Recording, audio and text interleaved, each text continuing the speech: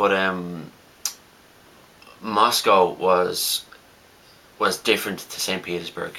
Like you're deeper into Russia, and it feels more like less Western. Like St. Petersburg looks towards the West, you know. But like Moscow is really Russian. Like the people kind of, no one smiles. It's true, they really don't. But I understand why. And it's very kind of intimidating at first. Like my first night in Moscow, I was like so nervous, but that was just kind of a culture shock because it's not what I'm used to. It's so different from Dublin. You know, it's so big and there's so many people. But once I got past the first few hours, you know, I loved Moscow as much as I loved St. Petersburg, just in a very different kind of way. Yeah, but I'm thinking about smiling because it's a huge city, and everyone goes and hurry rushing somewhere, you know, walk and everything. It's different from a small town, you know. I think. Like the thing about smiling is that, you know, you see a Russian with their friends and they're smiling, you know. They know each other. Yeah, and, you know, and you know, they have jokes and they're having a good time, you know, and they're really happy. It's just when they're on their own. Yes, You know, exactly. it's like, why would they smile? It makes sense. Like, and so, you know, I would see this, and then myself, I wouldn't smile.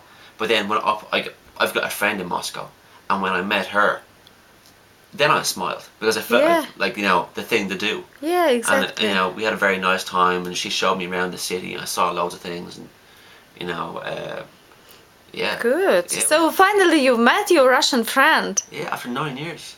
Oh, very good. Yeah. I was fine. It was like, you know, we. Did you speak a little bit Russian?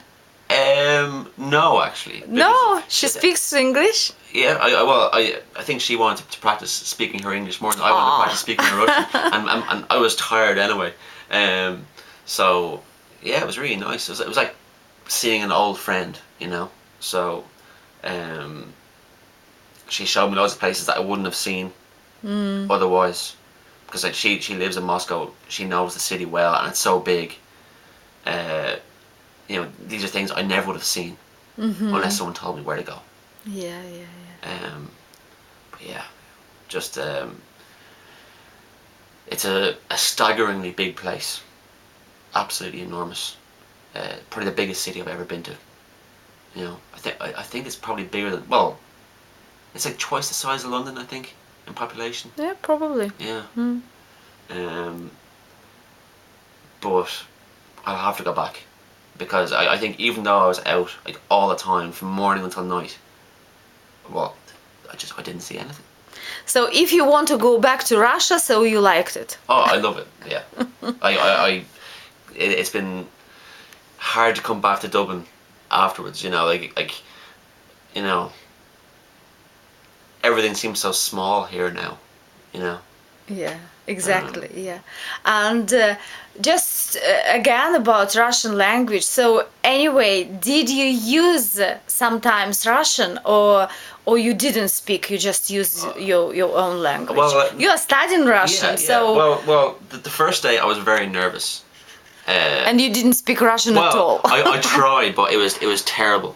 And then the second day I said, okay, I'm gonna get a grip. I'm just going to speak slowly and clearly and try it. And so I went out that day, and every conversation I had, I started in Russian. Very good. And I'm not saying it was a huge success. You know, I think one time I offended a woman. She looked like she needed help. I thought I offered help. I'm not going to say what I said because I don't want to know. But yeah, most of the time it went fine. Yeah, you know, good. Good. You know, if I asked for food or I asked for coffee, I always got what I asked for.